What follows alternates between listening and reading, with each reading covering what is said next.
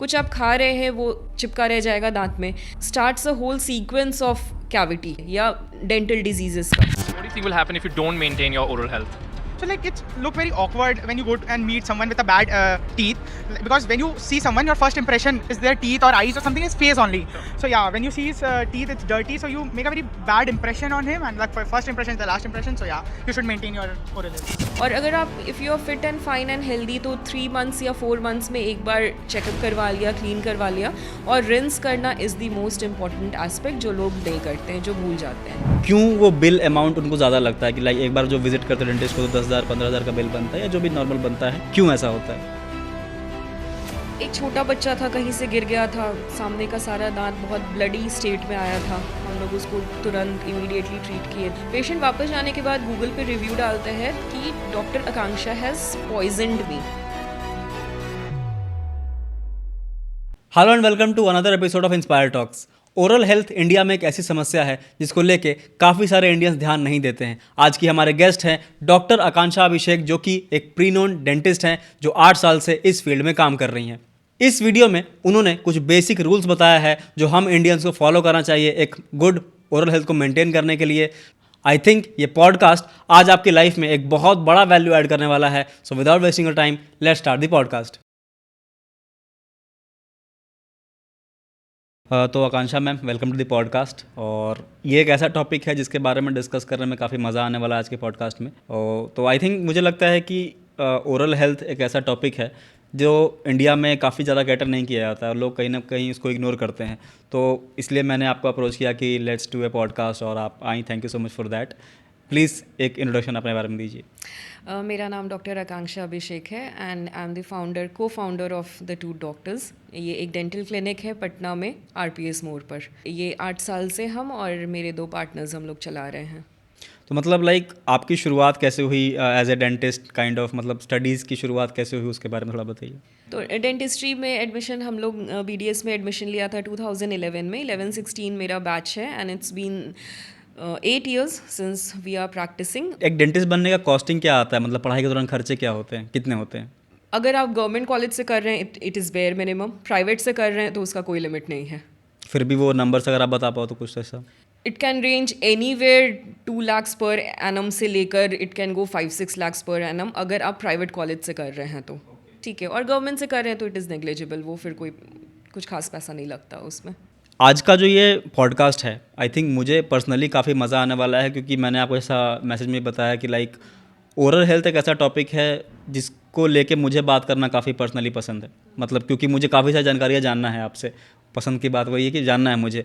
और दूसरा चीज़, बचपन से मुझे पर्सनली भी काफ़ी ज़्यादा ओरल इश्यूज़ हुआ है. बचपन में मैंने 2 दांत निकालवाए. मतलब बचपन में जब दांत आपके नहीं आते हैं, मतलब जो आते हैं तो जो टूट के नए आते हैं उससे पहले 2 दांत निकलवाए क्योंकि मैं बहुत ज़्यादा चॉकलेट्स, दांत जो होता है, हाँ, दूध वाले दांत जो होते हैं वो मैंने निकलवाए थे क्योंकि मैं चॉकलेट्स वगैरह ज़्यादा खाता था उस टाइम पे. तो वो एक इशू था. उसके बाद अभी भी मुझे इश्यूज होते रहता है. तो मुझे लगता है कि 6-8 महीने पे मैं डेंटिस्ट को विजिट करते रहता हूँ. तो मुझे लगा कि ये एक ऐसा टॉपिक है जो पर्सनली मुझे भी काफ़ी ज़्यादा इन्फॉर्मेशन देगा and I think that will make this podcast very interesting for the viewers also, जो काफ़ी मज़ा आने वाला है. ओरल हेल्थ का बेसिक एक होता है कि मतलब क्या बेसिक रूटीन एक कोई भी आम आदमी को अपनाना चाहिए जिससे एक वो अच्छा ओरल हेल्थ को मेंटेन कर सके. सी ओरल हेल्थ मेंटेन करना इट इज़ वेरी सिंपल. कोई इसमें ना कोई रॉकेट साइंस है ना कोई बहुत मेहनत की चीज़ है. दिन में 2 बार ब्रश करना है. हर मील के बाद आफ्टर एवरी मील आपको रिंस करना है अच्छे से और रूटीन चेकअप में रहना है. बस यही 3 चीज़ है जो आपको फॉलो करना है. अगर आप कोमॉर्बिड नहीं है, मतलब कि अगर कोई और आपको हेल्थ इशू नहीं है, जैसे अगर आप डायबिटिक हैं तो आप और जल्दी फॉलो अप करवा सकते हैं, रूटीन चेकअप करवा सकते हैं. क्योंकि डायबिटीज़ में क्या होता है कि ओरल हेल्थ सबसे पहले इम्पैक्ट करता है वो. ठीक है. और अगर आप if you are fit and fine and healthy तो 3 मंथ्स या 4 मंथ्स में एक बार चेकअप करवा लिया, क्लीन करवा लिया. और रिंस करना is the most important aspect जो लोग नहीं करते हैं, जो भूल जाते हैं. ठीक है. कुछ आप खा रहे हैं वो चिपका रह जाएगा दांत में. That starts a whole sequence of cavity. ठीक है. या डेंटल डिजीजेस का. तो अब ज़रूरी नहीं है कुछ आप सॉलिड खा रहे हैं तभी भी कुछ पी लिया, कोल्ड ड्रिंक पी लिया, चाय पी लिया, लेकिन वो शुगर है वो तो चिपका रह गया दांत से. ठीक है. तो आप कुछ भी खा रहे हैं या कुछ भी पी रहे हैं, जस्ट एक बार रिंस कर लेना है अच्छे से. ये एक हैबिट रहेगा ना तो मैक्सिमम प्रॉब्लम नहीं होगा. अगर अदरवाइज और कोई दिक्कत पहले से नहीं है तो this is the only single habit that one needs to follow. 2 बार ब्रश करना, और रात में ब्रश करना दिन में ब्रश करने से ज़्यादा इंपॉर्टेंट है. रीज़न बीइंग कि दिन में अगर हम लोग कुछ भी खाते रहते हैं, कुछ फंसा रह गया, तो हमारे मुंह का एक सेल्फ क्लिनजिंग एक्टिविटी होता है. सलाइवा से या टंग से या फिर कुछ खा लिया या पी लिया, तो वो सेल्फ क्लीनिंग में वो साफ़ हो जाता है, होने का चांसेस रहता है. बट रात में अगर कुछ रह गया ना, तो वो एक बहुत लंबे टाइम के लिए इट गेट स्टक देयर. ठीक है, वो वहीं पे रहता है फॉर अराउंड 8-9 आवर्स, जो जितने देर आप सो रहे हैं. तो वहाँ पे बैक्टीरियल एक्टिविटी बहुत ज़्यादा एग्जाजरेटेड रहेगा एज़ कम्पेयर टू दिन में अगर कोई दिक्कत है तो. ठीक है, तो इसीलिए रात में ब्रश करना is even more important than जो आप सुबह में कर रहे हैं. तो इसलिए 2 बार तो बिल्कुल ही हैबिट में होना चाहिए. जैसा आपने कहा कि लाइक रात में ब्रश करना इंपॉर्टेंट होता है, लेकिन हमारे जो दादा परदादा टाइप के लोग थे, वो लोग तो कभी रात में ब्रश ऐसा करते नहीं थे. हाँ, तो उन लोग का हेल्थ कैसे मेंटेन रहता था? ये सबसे कॉमन क्वेश्चन है जो हमेशा हर जगह पूछा जाता है या जो पेशेंट्स भी पूछते हैं. तो हमारा लाइफस्टाइल भी उनसे चेंज हो गया है. ठीक है, सबसे बड़ा फैक्टर इसमें यही है, हमारा लाइफस्टाइल चेंज हो गया है, हमारा फूड हैबिट्स चेंज हो गया है. आप देखेंगे कि जो पहले के जनरेशन थे वो ब्रश और पेस्ट नहीं भी यूज़ करते थे, फिर भी उनका दांत बिल्कुल हेल्दी रहता था. और अभी हम लोग 10 तरह का प्रोडक्ट करके भी हम लोग उनके पैरेलल नहीं जा पा रहे हैं. इसका 2 रीज़न है. पहला तो कि पहले के टाइम में डेंटल अवेयरनेस बहुत ज़्यादा नहीं था. अगर कोई प्रॉब्लम हो भी रहा है तो they were not able to acknowledge it. ठीक है, वो कोई होम रेमेडी कर लिया या इग्नोर कर दिया. ठीक है, कई बार पता नहीं चलता था उन्हें कि सही में कोई प्रॉब्लम हो भी रहा है, जिसका अवेयरनेस अब ज़्यादा हो गया है. दूसरा कि हमारा उनके कंपैरिजन में फूड हैबिट्स कम्प्लीटली चेंज हो गया है. ठीक है, पहले रॉ फूड पे ज़्यादा ध्यान था, अभी हमारा डाइटरी हैबिट ऐसा है कि स्टिकी फूड ज़्यादा है. दूसरा कि रॉ फ्रूट्स खाना, ठीक है, बाइट करके कोई फ्रूट खाना, ये सब गम्स और दांत को बहुत हेल्दी रखता है, जो हमारे लाइफस्टाइल से मतलब जा चुका है या जा रहा है. ठीक है, तो ये सब चीज़ इम्पैक्ट करता है. तो हम लोग नहीं कंपेयर कर सकते उनसे. छोटे बच्चों का दांत अब देखते होंगे कि नहीं टूटता है खुद से. ठीक है, पहले डेंटिस्ट के पास नहीं जाना पड़ता था, वो दांत हिल के अपने आप निकल जाता था. क्यों? क्योंकि वो उन लोग हार्ड फूड के हैबिट में रहते थे. कोई भी अगर हम लोग एक गुआवा ऐसे करके बाइट कर रहे हैं, ठीक है, तो वो दांत जो अगर लूज हो रहा है वो निकल जाता था अपने आप. बट अभी बच्चों का वैसा फूड हैबिट ही नहीं है. अभी हमारे पास छोटे छोटे बच्चों को लेके पेशेंट्स आते हैं कि इसका दांत हिल रहा है बट निकल नहीं रहा है, तो हम लोग नहीं एक्सट्रैक्ट करते हैं. पेशेंट को बोल देते हैं आप इसको रॉ फ्रूट्स खिलाइए, आपको आने का ज़रूरत नहीं पड़ेगा, ये खुद ही निकल जाएगा. तो जैसा कि आपने अभी बात किया कि लाइक पुराने ज़माने में लोग उस तरीके से फूड्स को च्यू करते थे, तो जिससे उनका ऑटोमेटिक जो है ओरल हेल्थ अच्छा रहता था. तो आज के टाइम मुझे क्या आप रिकमेंड करती हैं लाइक लोगों को भी और मुझे भी पर्सनली, कि लाइक वो क्या क्या और कंज्यूम कर सकते हैं जिससे उनका ओरल हेल्थ ऑटोमेटिकली बेस्ट रहे? क्या क्या वो प्रोडक्ट्स हैं? सी स्पेसिफिकली ऐसा कोई प्रोडक्ट नहीं होता है जो ओरल हेल्थ के लिए. आप एक बैलेंस डाइट खाइए जिससे ओवरऑल हेल्थ आपका अच्छा रहेगा. आप एक बैलेंस डाइट खाइए जिससे ओवरऑल आपका फिटनेस अच्छा रहेगा, हेल्थ अच्छा रहेगा, और ओरल हेल्थ भी उसी में इंक्लूड हो जाता है. वही फ्रूट्स, वेजिटेबल्स, रॉ फ्रूट ज़्यादा खाना, बैलेंस डाइट लेना, सारे तरह का न्यूट्रिशन लेना, that is more than sufficient. उसके लिए कोई ओरल हेल्थ के लिए या दांत के लिए कोई एक्स्ट्रा सप्लीमेंट लेने का ज़रूरत नहीं है. ठीक है, और रूटीन चेकअप में रहना is very important. Routine check का टाइमिंग क्या होना चाहिए, मतलब कितने मंथ में आपको चेकअप कराना चाहिए? आइडियली 3 महीने में एक बार. तो what are the things you check in the routine checkup? सबसे पहले तो कोई पेशेंट रूटीन चेकअप के लिए आते हैं तो एक ओवरऑल क्लीनिंग उनका किया जाता है, और कोई भी कैविटी रूटीन चेकअप में ही डिटेक्ट हो पाता है. ठीक है, कोई भी इनिशियल कैविटी है जो एक स्पॉट है या डीके है, तो जब तक वो पेन नहीं करेगा पेशेंट को नहीं पता चलेगा कि कैविटी शुरू हो गया है या डीके शुरू हो गया है. पहले तो डीके और कैविटी में डिफरेंस है. ठीक है, डीके इज़ सडन, कोई बैक्टीरिया का एक्टिविटी हुआ शुगर में तो इनामल में सडन होने लगा, तो वो एक ब्लैक स्पॉट जैसा दिखेगा. यहाँ तक बिल्कुल पेनलेस होता है, थोड़ा बहुत सेंसिटिविटी हो सकता है, नहीं भी हो सकता है, कई बार पता भी नहीं चलता है. धीरे धीरे हमारा दांत का जो इनामल का स्ट्रक्चर है, नेचुरल टीथ का जो स्ट्रक्चर है, वो धीरे धीरे ख़त्म होता जाता है, वो खोखला जैसा होने लगता है. ठीक है, तो डीके प्रोग्रेसेस इनटू कैविटी, मतलब कैविटेशन, केविंग हो रहा है अब. ठीक है, तो वो हो गया कैविटी. राइट, कैविटी के स्टेज पर जब आता है तब पेशेंट को फील होता है टंग से या विजुअली देखने में कि हाँ अब गड्ढा जैसा हो गया है, लेकिन ये काफ़ी महीनों पहले ये डीके का प्रोसेस शुरू हो गया था. जो सरफेस पे एक बिल्कुल पिन पॉइंट ब्लैक डॉट जैसा वो दिखता होगा, जो अब वो केव केविंग हो चुका है उस चीज़ में, ठीक है। तो कैविटी के स्टेज पर आते आते ना दांत को रिस्टोर करना मुश्किल होता जाता है विथ टाइम। छोटा सा पिन पॉइंट डीके है, उसको तुरंत फिलिंग से हम लोग जो ठीक कर सकते हैं। एक बड़ी कैविटी हो गई तो उसको फिर रूट कैनाल करना पड़ता है, आरसीटी करके उसको ठीक करना पड़ता है। उसके भी बियॉन्ड चला गया तो दांत निकालना पड़ता है। तो ये जो सीक्वल है ना, ये टाइम के साथ बढ़ता जाएगा, मतलब छोटा ट्रीटमेंट से बड़ा ट्रीटमेंट होता जाएगा। छोटे खर्च में जो ठीक हो जाना था फिलिंग से मेरा, उसका प्राइस 5 times 10 folds वो बढ़ता जाता है विद द बिगर ट्रीटमेंट, और टाइम ड्यूरेशन बढ़ता जाता है ट्रीटमेंट का, ठीक है। और ये बहुत एक्सपोनेंशियली ग्रो करता है, तो इसलिए जितना जल्दी डिटेक्ट हो जाए वो ज़्यादा अच्छा है पेशेंट के लिए, ठीक है। और ये डिटेक्ट कैसे होगा, तो ये आप मिरर में देख के आपको पता नहीं चलेगा कभी किस साइड पे कैविटी है। पेन तब तक नहीं होगा जब तक कि दांत रूट कैनाल में नहीं चला गया हो। कैविटी में सिर्फ थोड़ा बहुत सेंसिटिविटी होगा या तो नहीं भी हो सकता है। तो इसीलिए रूटीन चेकअप इसलिए बार बार बोला जाता है कि ज़रूरी है करना, है ना। तो रूटीन चेकअप में हम लोग कैविटीज़ पहले देखते हैं और एक ओवरऑल क्लीनिंग करते हैं। क्लीन हम लोग जैसे ही करते हैं गम्स का हेल्थ अच्छा हो जाता है, मतलब कंपेरेटिवली कहीं भी कोई भी डिपॉजिट है, स्टेन्स है, वो सब हम लोग क्लीन कर देते हैं तो गम्स ज़्यादा हेल्दी हो जाता है। गम्स में अगर डेब्री हम लोग हटा देते हैं वहाँ से, डेब्री का क्या है कि जैसे कैलकुलस डिपॉजिट हो रहा है दांत में, है ना, अगर वो क्लीन नहीं करवाया टाइम पे तो वो एक डायनेमिक प्रोसेस हो जाता है। वो डेब्री और ज़्यादा डेब्री को अट्रैक्ट करता है as compare to natural teeth surface. ये डेब्री क्या होता है? जो भी मतलब गंदगी जो जम रहा है वो विथ टाइम क्या होता है कि मिनरल्स के साथ अटैच होके दांत पे वो स्टोन जैसा हार्ड होने लगता है, ठीक है, जिसको हम लोग कैलकुलस बोलते हैं। वो दांत पे आप कितना भी ब्रश करो वो कैलकुलस नहीं निकलेगा क्योंकि वो हार्ड हो जाता है, it gets attach to the enamel surface, ठीक है। और वो और ज़्यादा मिनरल्स और डिपॉजिट्स को अट्रैक्ट करता है। तो जब तक हम लोग उसको क्लीन नहीं करें मैनुअली, वो कितना भी ब्रश करो वो साफ़ नहीं होगा। तो मैनुअली हम लोग क्लीन करते हैं तो ऑटोमेटिकली गम्स का हेल्थ काफ़ी बेटर हो जाता है। विदिन 24 आवर्स मतलब रिजल्ट देखने के लिए मिलता है। एक कॉमन इशू ये भी होता है कि लाइक बहुत सारे लोगों का गम्स जो है वो दांत के नीचे हल्का हल्का ब्लैक ब्लैक होना शुरू हो जाता है, वो एग्जैक्टली क्या होता है? गम्स का जो मार्जिन जो आप दांत के नीचे ब्लैक लाइन जो इस तरह से देखते हैं वो नॉर्मल पिगमेंटेशन होता है मैक्सिमम केसेस में, ठीक है। वो मेलानिन पिगमेंटेशन है। हमारा जो रेस है, इंडियन रेस या एशियन रेस बोले, वो गम्स बिल्कुल पिंक नहीं होता, मेलानिन पिगमेंटेशन होता है, इसलिए अलग अलग कलर दिखता है, पैची दिखता है, थोड़ा कौन सा पर्पलिश टाइप का गम्स दिखेगा।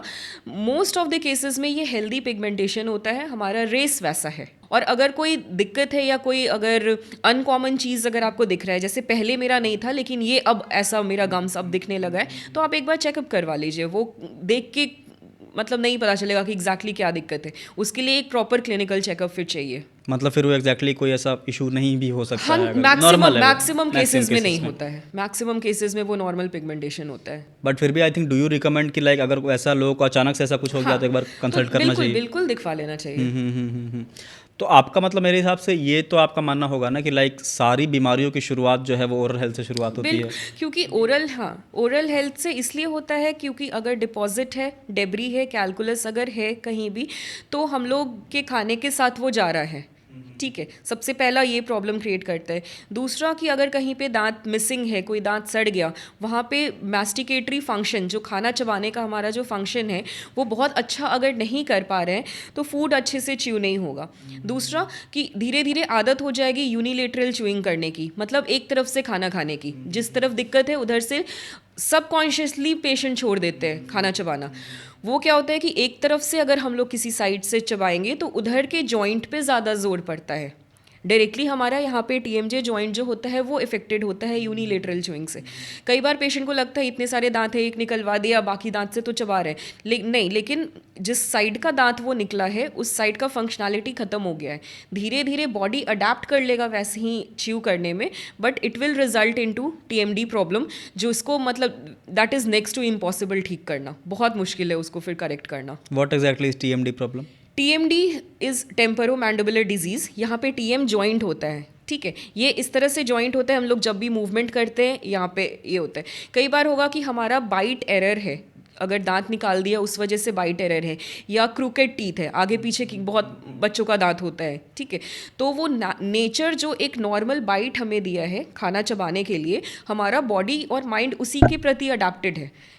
अगर हमारा बाइट प्रॉपर ऐसे दांत पे दांत नहीं बैठ रहा है तो वो स्ट्रेन पड़ता है हमारे TMD जॉइंट पे, ठीक है। और वो उसको करेक्ट करना इट इज़ वेरी डिफ़िकल्ट, ठीक है, क्योंकि वो बियॉन्ड ओरल कैविटी वो हो गया, जॉइंट इज़ लाइक यहाँ पे है, ठीक है। अब उसमें कोई दिक्कत आ रहा है, दिक्कत इन द सेंस कि पेन रहेगा, क्लिकिंग साउंड आएगा, जब भी होता है ना कट से आवाज़ आएगा, मुंह खोल रहे बंद कर रहे हैं, ये सब बहुत फ्रीक्वेंट प्रॉब्लम है। तो ये मैक्सिमम केसेस में होता है कि हम लोग देखते हैं कि कोई दांत निकलवा लिया है या फिर क्रूकेड टीथ है, कहीं पे आगे पीछे दांत है, बाइट एरर के चलते ये प्रॉब्लम आता है। एक आपने बीच में बात करी थी कि लाइक जो डेंटिस्ट होते हैं, पेशेंट्स जब आते हैं तो उनका कई बार जो बिलिंग होता है, जो एट द एंड अमाउंट निकल के आता है वो काफ़ी ज़्यादा होता है। आपने भी रिप्लाई इसका दे दिया था, लेकिन मैं चाहूँगा कि इसको और एक बार बढ़िया से इलेबोरेट करिए कि लाइक क्यों वो बिल अमाउंट उनको ज़्यादा लगता है, कि लाइक एक बार जो विजिट करते हैं डेंटिस्ट को तो 10,000 15,000 का बिल बनता है या जो भी नॉर्मल बनता है, क्यों ऐसा होता है? इस मल्टी फैक्टर्स है, कई सारा रीज़न है, एक रीज़न नहीं है। पहला कि डेंटिस्ट्री सही में it is an expensive branch of medicine, ठीक है। ये dentistry is expensive for the patient as well as for the clinician, ठीक है। तो पहला चीज़ तो यही आ जाता है। क्यों एक्सपेंसिव है? क्योंकि अनलाइक जनरल फिजिशियन या जो दूसरा ब्रांच अगर आप कोई भी ले लें, वी आर 200% इक्विपमेंट डिपेंडेंट। हम लोग सिर्फ चेकअप करके कुछ भी नहीं कर सकते, हम आपका सिर्फ दांत देख के हम कुछ भी नहीं कर सकते। हमको एक शुरू करने मतलब कोई छोटा सा भी प्रॉब्लम है उसको ट्रीट करने के लिए I would need a set of instruments, हमको वो चाहिए, डेंटल मटेरियल्स जो बोलते हैं वो चाहिए, एक्सरे चाहिए। ये इतना डिपेंडेंट है ना कि ये मेरे पर डिपेंड, मतलब it is not dependent only on the clinician कि पेशेंट आया और हम देख ली। और वो जो इक्विपमेंट है, रॉ मटेरियल्स है, डेंटल मटेरियल्स है, ये सब काफ़ी एक्सपेंसिव मिलता है इंडिया में, क्योंकि मैक्सिमम चीज़ें इंपोर्ट होती हैं, बाहर से आती हैं। मैक्सिमम चीज़ें बाहर से आती हैं। जो ग्लोबल स्टैंडर्ड, गोल्ड स्टैंडर्ड की जो मटेरियल्स हैं वो बाहर से आती हैं, इंडिया में उस क्वालिटी का अभी नहीं बन रहा है। तो सिंस वो मेरे एक क्लिनिशियन के लिए महंगा है तो वो पेशेंट को भी वो रिफ्लेक्ट करता है, पहला चीज़, ठीक है। दूसरा कि ये तो मटेरियल्स का बात हो गया, जो मशीन्स है, एक्सरे है, तो सारा मतलब वही है, दैट इज़ एक्सपेंसिव कहने का मतलब। और एक डेंटल चेयर के बिना भी हम लोग कुछ नहीं कर सकते। जैसे फिजिशियन आपको चेकअप कर सकते हैं कहीं भी, हम लोग चेयर के बिना भी नहीं कर सकते। वो चेयर का setup it self is an expensive thing. कोई भी डेंटिस्ट है वो अकेले काम नहीं कर सकता, he needs a dental assistant with himself. 4 hand dentistry हो पाती है, 2 हैंड डेंटिस्ट्री पॉसिबल नहीं है मैक्सिमम 99% ऑफ ट्रीटमेंट में। तो ये सारा एक्सपेंस ऐड होता जाता है उसमें। दूसरा कि वही बताया कि एक छोटा सा प्रॉब्लम जो ठीक हो जाता, पेशेंट आते हैं उसको बहुत बड़ा चीज़ बना के, तो वो 5 टाइम्स 10 टाइम्स वो बढ़ जाता है उस ट्रीटमेंट का चार्ज। इसीलिए अगर रूटीन चेकअप में आप रहेंगे तो आपका हो सकता है 1/10 हो जाए वो कॉस्ट ट्रीटमेंट करवाने में। पेशेंट आते ही हैं ऐसे स्टेज पे जहाँ पे वी फील हेल्पलेस कि अब कुछ कर ही नहीं सकते, आप क्यों नहीं थोड़े दिन पहले आए, ठीक है। काफ़ी कम खर्च में, काफ़ी कम टाइम में ये हो जाता ये ट्रीटमेंट। तो ये 2 इम्पॉर्टेंट फैक्टर है डेंटिस्ट्री के एक्सपेंसिव होने का। Okay, got it. एक रूटीन चेकअप का कॉस्टिंग कितना आता है? Routine checkup is just like consultation, ठीक है। वो क्लिनिशियन अपने जो भी अपना कंसल्टेशन चार्ज फीस जो रहता है है। वो डिसाइड करते हैं वो उसके अकॉर्डिंग। ओके, तो आई थिंक इससे ये समझ में आ रहा है ना कि अगर जो लोग रेगुलर रूटीन चेकअप कराते रहेंगे तो उनका जो बीमारी अगर कुछ छोटा सा भी रहेगा तो उसी टाइम पे ठीक हो जाएगा, उसी टाइम पे ठीक हो जाए। वो बिना मतलब का उसको एक कह सकते हैं कि पाल रहे हैं। हाँ। और वो जब बड़ा होता है तब जाकर डेंटिस्ट से मिलते हैं तो ऑटोमेटिकली वहाँ पे बिलिंग अमाउंट जो है बढ़ना ही वाला बढ़ना ही है वो, क्योंकि आप फर्स्ट आपका एफर्ट उसमें ज़्यादा लगेगा, हाँ। इक्विपमेंट ज़्यादा लगेंगे। उसमें हाँ इक्विपमेंट ज़्यादा लगेगा, उसमें मटेरियल ज़्यादा लगेगा, सब कुछ, और सब कुछ बहुत एक्सपेंसिव है। एक और इशू जो बहुत अभी धीरे धीरे बढ़ते जा रहा है इंडिया में भी और वर्ल्ड में भी, वो है ओरल कैंसर। उसकी शुरुआत कैसे होती है और how to prevent that thing? Oral cancer is just like every other cancer of the body. Oral cancer का सबसे कॉमन मतलब ओरल, स्पेसिफिकली ओरल कैंसर का अगर बात करें तो सबसे कॉमन रीज़न उसका वही पान मसाला गुटखा है, ओके, ठीक है। और हमारा स्टेट बिहार मतलब टॉप करता है इस चीज़ में। बिहार, झारखंड, उड़ीसा, ये वाला जो रीजन यहाँ है पे वो ज़्यादा कंज्यूम हाँ, भी होता ये है। बहुत ज़्यादा कंज्यूम होता है, इसलिए ओरल कैंसर में it is on peak. What are the like symptoms जब किसी को लगता है कि ओरल कैंसर हो सकता है? वो सिम्टम्स क्या होता है? कोई भी मुंह में ऐसा छाला जो ठीक नहीं हो रहा है तो that is a red mark for a patient, ठीक है। कोई घाव अगर बन रहा है जो काफ़ी समय लग रहा है ठीक होने में, तो सबसे पहले आपको दिखवा लेना चाहिए, that is a red flag. दूसरा कि कई बार पेशेंट लोग वो पान मसाला गुटखा वगैरह खाते हैं तो धीरे धीरे उनका मुंह खुलना कम होने लगता है। ये बहुत कॉमन प्रॉब्लम है। ये जो भी बहुत फ्रीक्वेंट खा रहे हैं उनको पता होगा कि इलास्टिसिटी जो हमारी चीक्स की अंदर की तरफ से होती है वो कम होते जाती है। ठीक है, ये एक प्री कैंसरस लीजन है। प्री कैंसरस मतलब कि ये अभी कैंसर नहीं है लेकिन इसका कैंसर में कन्वर्ट होने का चांसेस बहुत हाई होता है। तो जैसे ही आपको लगे कि मुंह खुलना कम हो रहा है मेरा, तो that is also another red flag. आप जाके एक बार चेकअप करवाइए, और हैबिट तो छोड़ना ही पड़ेगा, उसमें कोई ऑप्शन नहीं है। आप हैबिट भी कर रहे हैं और फिर ट्रीटमेंट भी ले रहे हैं तो दैट विल नॉट वर्क। तो थोड़ा विजिलेंट रहना है कि अगर हमको इग्नोर नहीं करना है, तुरंत मतलब लग रहा है कि प्रॉब्लम है तो वो दिखवा लेना चाहिए। Like other cancers, oral cancer के अंदर भी स्टेजेस होते होंगे कि स्टेज 1 स्टेज 2, तो किस स्टेज तक लगता है कि आप उनको बचा लेंगे, वापस हो जाएगा ठीक वो चीज़, ऐसा कुछ ऐसा कोई स्पेसिफिक ये नहीं कहा Okay, जा सकता okay. है। ठीक है, लेकिन मोस्ट ऑफ द टाइम्स बहुत बड़ा ट्यूमर भी है ना, मतलब बहुत बड़ा कैंसरस लीजन भी है, तो उसको कट करके उसको ठीक किया जाता है। ठीक है, जैसे ओरल कैंसर में क्या हुआ कि टंग के साइट पे कैंसर है या कहीं भी है, उस पोर्शन को काट के बिल्कुल ही हटा दिया जाता है। कीमोथेरेपी साथ में चलता रहता है, ठीक है, मेट्स के लिए, और फिर रिकंस्ट्रक्शन वगैरह प्लास्टिक सर्जन के साथ, ओरल सर्जन्स के साथ मिलके, या ऑन्को सर्जन्स जो होते हैं वो रिकंस्ट्रक्ट करते हैं टंग को, पूरा जॉ को, वो सारा रिकंस्ट्रक्शन होता है, पॉसिबल होता है। तो बहुत हद तक ठीक हो जाता है ये, लेकिन वो एक कॉम्प्रोमाइज लाइफ होती है। अगर आपका half of the tongue is gone, आप बहुत अच्छा बोल नहीं पाइएगा, ठीक है, वो प्रॉब्लम होगा। अगर half of the jaw is gone, तो हम कितना भी अच्छा रिकंस्ट्रक्ट कर दे, वो फेशियल अपीयरेंस वगैरह सब कुछ वो करेगा हैम्पर, लेकिन मैक्सिमम केसेस में पेशेंट की जान बच जाती है। 2021 में मैंने अपना एक विजडम टूथ निकलवाया था, और उस टाइम पे मेरा जो टूथ निकल रहा था वो थोड़ा सा चीक की तरफ था, तो मेरा बार बार खाने में कट रहा था। तो डॉक्टर ने कहा कि ये टूथ का यूज़ केस ज़्यादा नहीं होता है, तो यू कैन इसको निकलवा सकते हो आप। तो मेरा उस टाइम पे क्वेश्चन आया, मैंने उनसे पूछा नहीं, बट मैं अभी आपसे पूछ रहा हूँ कि लाइक जब विजडम टूथ का उन्होंने बोला कि ये चबाने में यूज़ नहीं होता है उतना, तो जब वो होता ही नहीं तो फिर क्यों होता है विजडम टूथ? विजडम टूथ का ऐसा नहीं है कि बहुत ज़्यादा रोल नहीं होता है, विजडम टूथ का बिल्कुल ही रोल नहीं होता है। ठीक है, वो एक बॉडी का वेस्टिजियल ऑर्गन है, जैसे हमारा टेल बोन हो गया। ठीक मतलब उसका बिल्कुल भी यूज़ ही नहीं उसका होता कोई है। रोल नहीं होता है विजडम टूथ का। ऐसा है कि पहले हमारा स्कल साइज काफ़ी बड़ा था, ठीक है, इवोल्यूशन जिस तरह से हुआ हमारा Human evolution के हिसाब से। हाँ, स्कल साइज बड़ा था, नंबर ऑफ टीथ सारे एकोमोडेटेड उसमें रहते थे। धीरे धीरे क्या हुआ कि विथ इवोल्यूशन हमारा डाइटरी हैबिट्स चेंज हुआ, हम लोग को उतना रॉ फूड और उतना चूइंग कैपेबिलिटीज़ का ज़रूरत नहीं रहा, और स्कल साइज धीरे धीरे छोटा होता गया during the course of evolution. ठीक है, लेकिन नंबर ऑफ टीथ कम नहीं हुआ। तो वो विजडम टूथ जो है ना, उसको स्पेस नहीं मिलता है हमारे जॉ में एकोमोडेट होने का।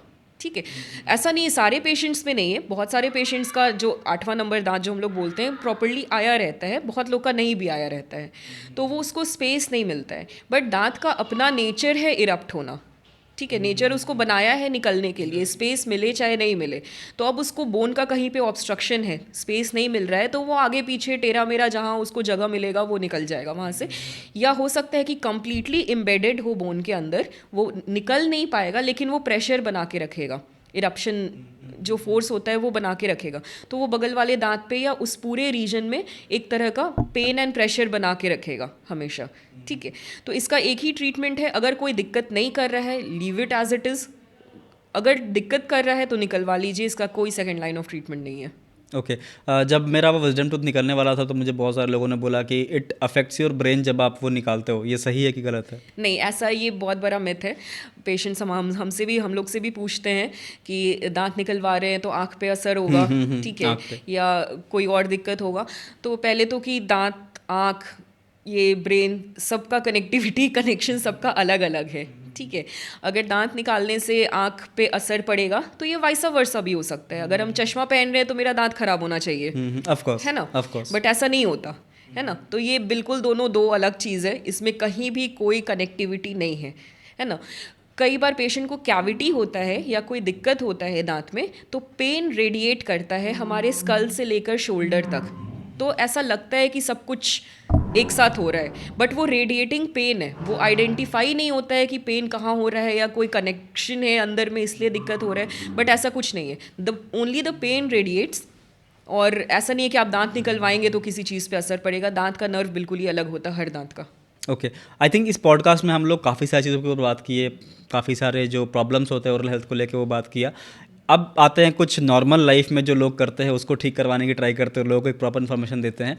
Like the what is the right method to brush your teeth आपके हिसाब से? तो अगर ये हमारा दांत है तो ब्रश कभी भी इस डायरेक्शन में नहीं करना है, ठीक है, हमेशा ऊपर नीचे, ठीक है, या फिर सर्कुलर मोशन में करना है, ठीक है। ऐसे अगर हम लोग करते हैं ना इस मोशन में, मतलब सीधे इस तरह से अगर फ्लैट कर दिया तो हमारा इनामल डैमेज होता है, ठीक है। ये मैकेनिकल डैमेज, मतलब ये दांत व्हाट घिसता एग्जैक्टली है। इनेमल क्या होता है एग्जैक्टली? इनामल जो है वो, अगर हम लोग दांत का क्रॉस सेक्शन देखें तो ऊपर का जो दांत का वाइट लेयर जो हम लोग को दिखाई देता है वो इनामल होता है। वो सबसे स्ट्रॉन्गेस्ट पार्ट होता है हमारे बॉडी का।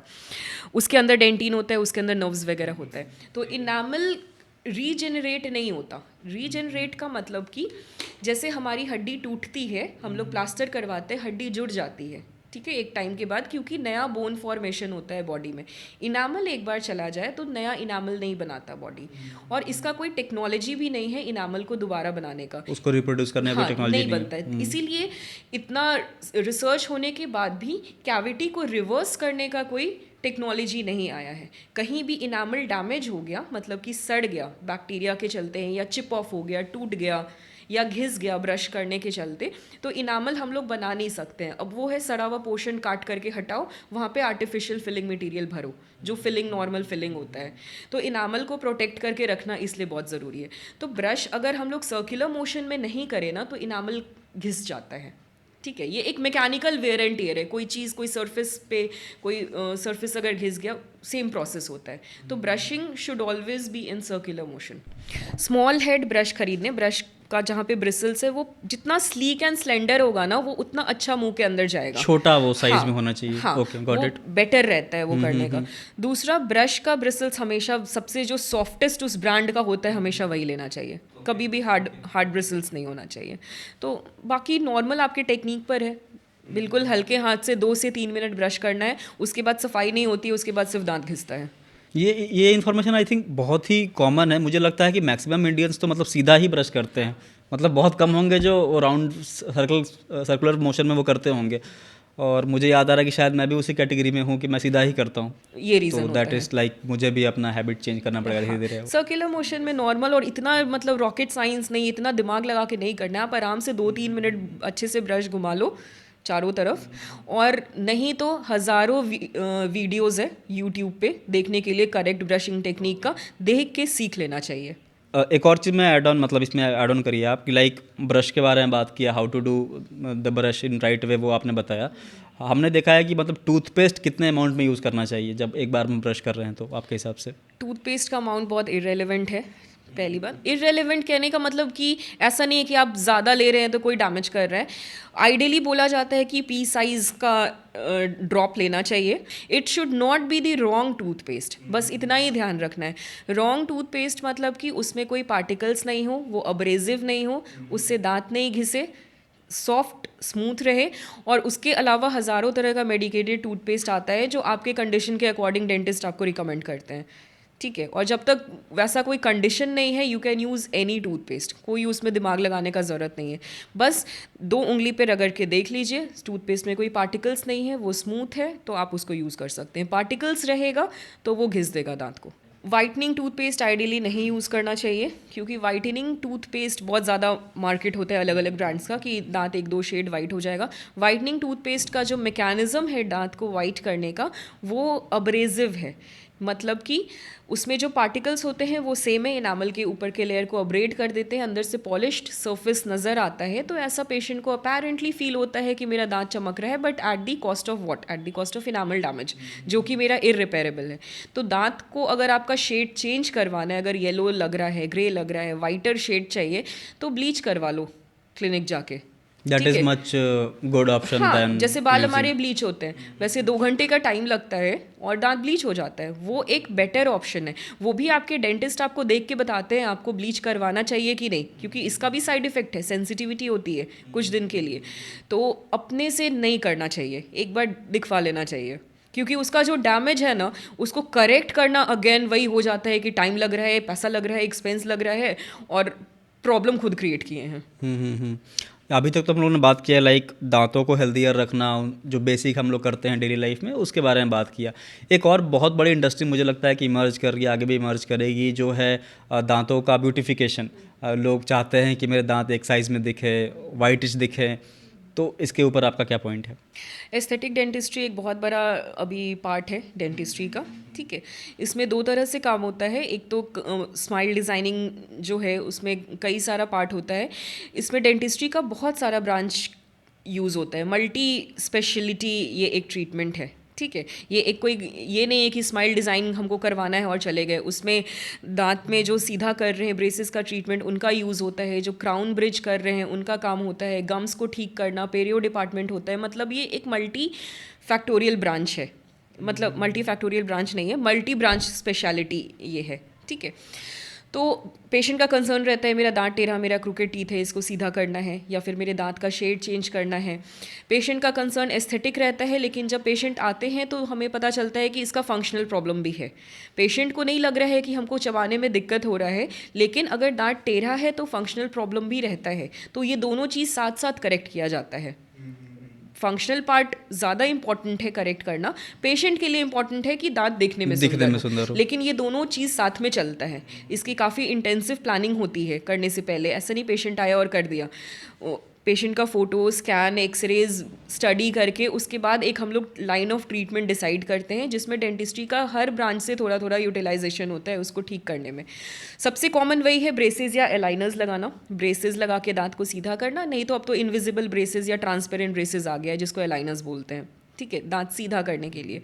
अब दांत में इनामल में कोई डिफेक्ट है जो हम लोग ब्लीच करके ठीक नहीं कर सकते हैं, तो हम लोग उसको कवर कर देते हैं वीनियर करके या क्राउन करके। वो येट अनदर ब्रांच के उसमें वो चला गया। अब क्राउन कर रहे हैं तो ऐसा नहीं कि सिर्फ कैप लगा दिया कि देखने में उस कैमोफ्लाज हो गया। जो कैप लगाया है वो सही से बैठना चाहिए, वो बाइट सही होना चाहिए, नहीं तो फिर हमारा वो TMD वाला प्रॉब्लम हो जाएगा, है ना। तो ब्रिजेस ये हो गया। फिर गमी स्माइल होता है बहुत सारे पेशेंट का कि गम्स बहुत ज़्यादा प्रोमिनेंटली दिखते हैं, तो गम्स के साइज़ को हम लोग कट करते हैं, उस शेप में कट करते हैं कि ज़्यादा सुंदर दिखे, या गम्स का डीपिगमेंटेशन करते हैं।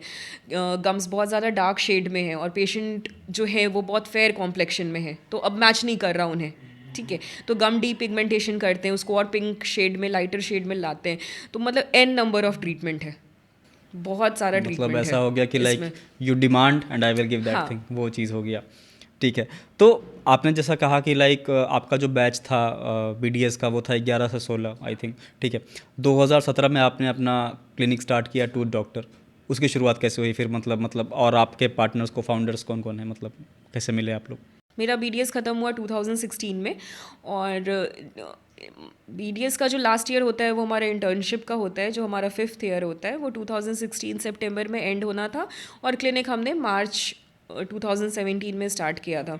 तो क्लिनिक का जो कंस्ट्रक्शन है वो जब हम लोग इंटर्न थे हम लोग उस समय से ही शुरू करवा लिए थे। वो 6-8 महीने पहले से वो काम चल रहा था उसमें कि मेरा लास्ट डे ऑफ इंटर्नशिप ख़त्म होगा, मेरी डिग्री मिलेगी और हम लोग क्लिनिक का इनॉग्रेशन कर देंगे। तो काफ़ी पहले से प्री प्लान था ये। और जो मेरे जो दोनों को फाउंडर्स हैं उसमें से दोनों मेरे फ्रेंड्स रहे हैं। एक मेरा बैचमेट है डॉक्टर परक और एक डॉक्टर अंजलि। तो doctor Anjali has now shifted to Bombay, तो doctor Parak and me are here, और we have another co founder doctor Nikita जो रिसेंटली ज्वाइन की हैं। आई थिंक अभी तक इस पॉडकास्ट में हम लोग काफ़ी कुछ डिस्कस किए और काफ़ी मज़ा आया होगा आपको आई थिंक, और मुझे लगता है कि कुछ ऐसी चीज़ें डिस्कस करना चाहिए। लाइक मैं देखता हूँ आपके स्टोरीज़ को, आप अपनी हॉबीज़ को ज़्यादा फॉलो करते हो। What are your hobbies like? मतलब मैं देख रहा हूँ कुछ, बाकी आप बताइए फिर मैं बताता हूँ। अच्छा, हॉबी ऐसा कुछ वैसा नहीं है, रीडिंग राइटिंग बस यही है। What kind of book you read? Everything, anything and everything, सारा कुछ हम सब कुछ पढ़ लेते हैं। इंग्लिश, हिंदी, मतलब हाँ यही 2 लैंग्वेज, और fiction, non fiction, stories, classics और समकालीन लेखक, हम सब कुछ पढ़ लेते हैं। सबसे पसंद क्या आता है आपको सबसे ज़्यादा? नॉन फिक्शन ज़्यादा पसंद आता है, सेल्फ इम्प्रूवमेंट, प्रोडक्टिविटी, वो वाला जॉनर ज़्यादा पसंद आता है। और अगर फ्री टाइम है तो फिक्शन।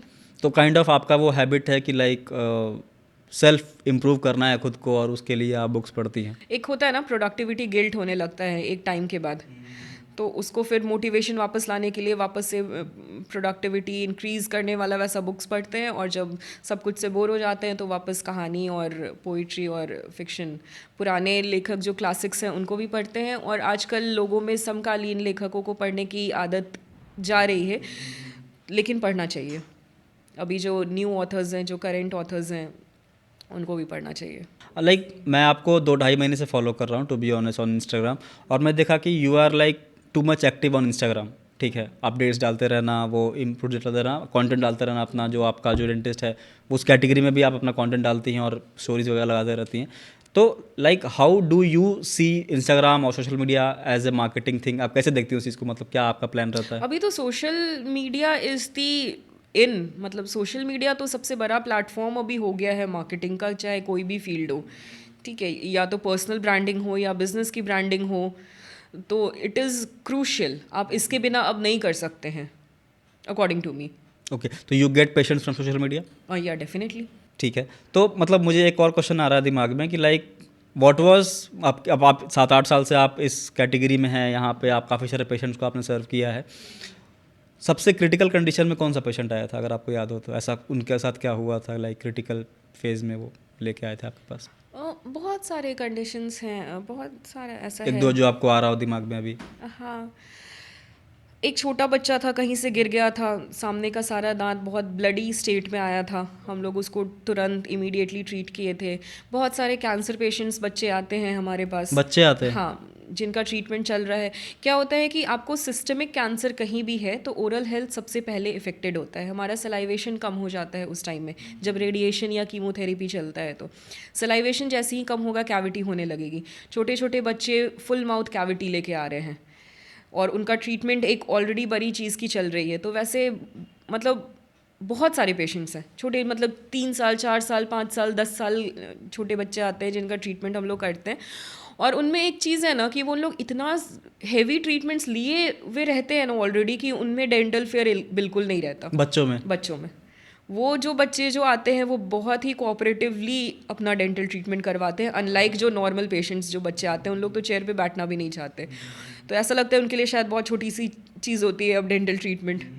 और मेनली कैंसर के ही पेशेंट्स का हम देखे हैं ख़राब कंडीशन। किसी का ओरल कैंसर है या कोई भी सिस्टमिक कैंसर है। एक पेशेंट का हम देखे थे, यहाँ पे ट्रैकियोस्टोमी किया हुआ था, अब उनका हम क्लीनिंग कर रहे हैं और ये बार बार क्लॉग हो जा रहा है।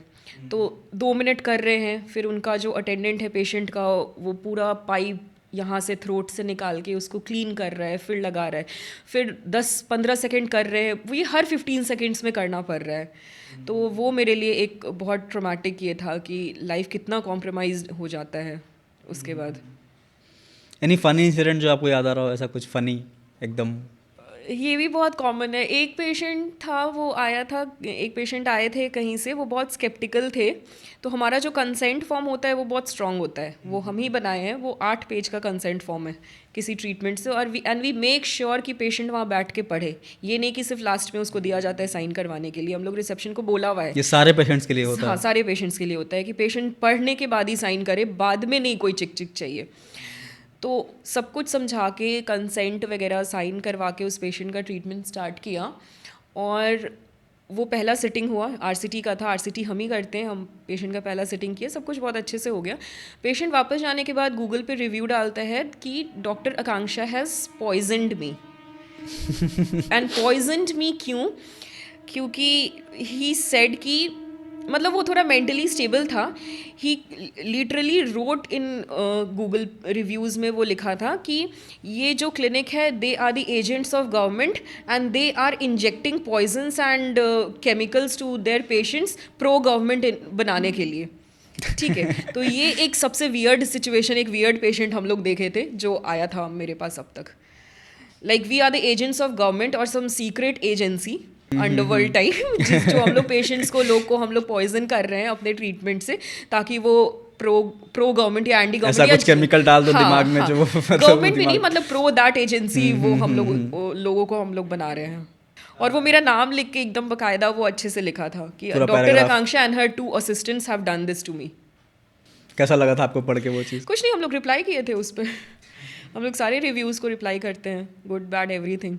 तो उस पर भी 2 पेज का हम लोग ये किए थे, बट उसके नीचे भी उसका कमेंट आया, उसके नीचे भी उसका कमेंट आया, तो हमने रूपसपुर थाना में हम लोग ने एक सना कर दिया था कि ये पेशेंट कुछ कर लेता है अपने साथ या इसको कुछ हो जाता है, then we are not liable to it. Okay, तो you kept yourself like safe side में रहना वो है, एक पता नहीं क्या नोटिस करेगा वो नहीं करेगा, बगल में ही ठीक है ना, तो सब नोनी है, तो बोले कि आप एक एप्लीकेशन डाल दो। अब वो मतलब थोड़ा मेंटली इल है, वो क्या करेगा अपने साथ, वी डोंट सही बात है, सही बात तो है। हमने एक बस इन्फॉर्मेटरी पेटिशन पता डलवा चला दिया कुछ भी था। किया वो आपके ऊपर आ गया कि हाँ, नहीं आपने कि ऐसा हम किया था। वो पॉइजन हो सकता है, कुछ हो गया तो हमने करवा दिया था कि दैट वी डिड। नाइस। तो I think ma'am thank you so much for in coming to the podcast, और मुझे लगता है कि we are in the podcast के एंड पे हैं हम लोग, और मैं चाहता हूँ कि एक फाइनल मैसेज आप हमारे ऑडियंस को दीजिए, like what are the like अपने हेल्थ पे कितना ध्यान रखना चाहिए, खासकर ओरल हेल्थ पे, एक फाइनल मैसेज आप। ओरल हेल्थ पे तो ध्यान रखना ही चाहिए। लाइक मतलब एक होता है ना कि बेसिक्स क्या फॉलो करना चाहिए, जैसे आपने स्टार्टिंग में कहा था कि डाइट लेना चाहिए, ब्रशिंग, टूथिंग, वो सब ठीक है, लेकिन उसके अलावा कुछ ऐसे पॉइंटर्स जो फॉलो ही करना चाहिए। लाइक हम लोगों ने बात नहीं किया, बट मुझे लगता है कि माउथ वॉश जो यूज़ करते हैं that is good for health और नॉट, मतलब वो सही है करना, हाँ वो सही है क्योंकि बहुत सारे लोग फ्रिक्वेंटली वो चीज़ करते हैं। हाँ फ्रीक्वेंटली है करना चाहिए, लेकिन the type of mouth wash is very important for your condition. ठीक है, माउथ वॉश मतलब 10 तरह का माउथ वॉश आता है आपके कंडीशन के लिए, आपको सेंसिटिविटी के लिए चाहिए, ब्लीडिंग गम्स के लिए चाहिए, ओवरऑल जनरल हेल्थ के लिए चाहिए।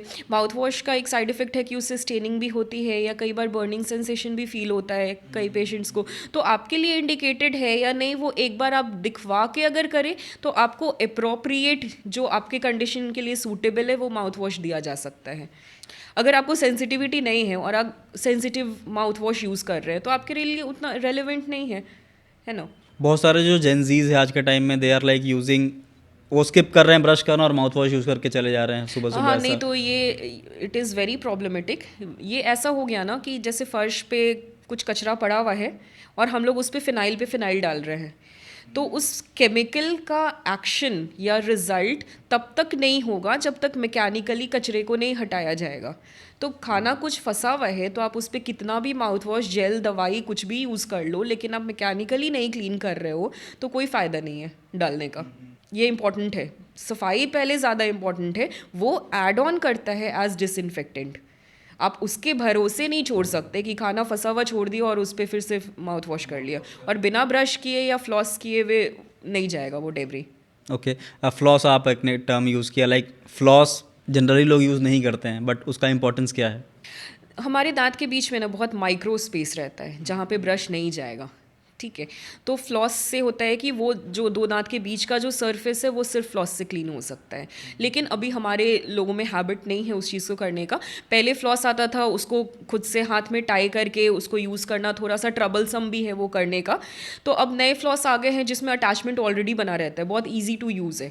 अगर आपके दांत में गैप है और लग रहा है खाना फंस रहा है जो ब्रश से नहीं निकल रहा है, तो गेट दैट फ्लॉस, अमेजोन पे या कहीं भी मिल जाएगा, या अपने डेंटिस्ट से लिखवा लीजिए, जिसके साथ अटैचमेंट हैंडल सब कुछ रहता है, बस आपको यूज़ करना है। अब वो टाई करके भी अगर आप सीखना चाहते हैं, यूट्यूब पे वीडियो है, आपके डेंटिस्ट आपको सिखा देंगे कैसे फिंगर्स से यूज़ करके उसको स्ट्रेच करके वो किया जाता है।